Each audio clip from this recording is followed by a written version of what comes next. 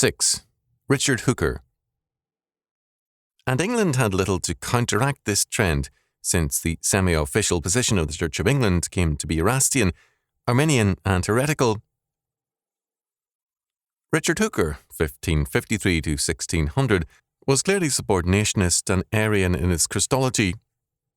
Hooker wrote, "Seeing therefore the Father alone is originally that deity which Christ originally is not, for Christ is God by being of God, light by issuing out of light, it followeth hereupon that whatsoever Christ hath common unto him with his heavenly Father, the same of necessity must be given him, but naturally and eternally given, not bestowed by way of benevolence and favour, as the other gifts both are. And therefore, where the Fathers give it out for a rule that whatsoever Christ is said in Scripture to have received, the same we ought to apply only to the manhood of Christ, their assertion is true of all things which Christ hath received by grace, but to that which he hath received of the Father by eternal nativity or birth, it reacheth not."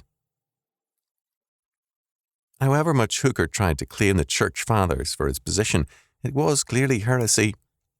Hooker, while trying to emphasize grace as the ground of man's deification in Christ, still defied Chalcedon to insist that in Christ, man is really made God.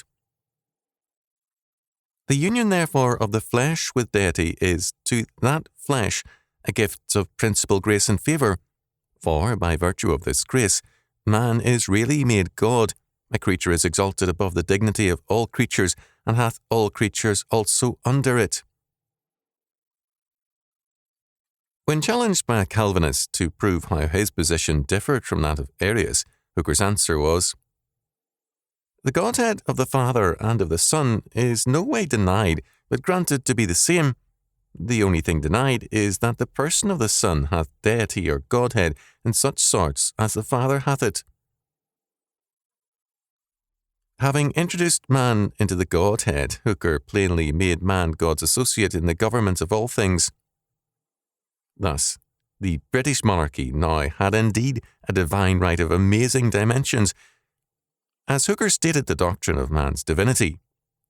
Finally, sith God hath deified our nature, though not by turning it into himself, yet by making it his own inseparable habitation, we cannot now conceive how God should, without man, either exercise divine power or receive the glory of divine praise.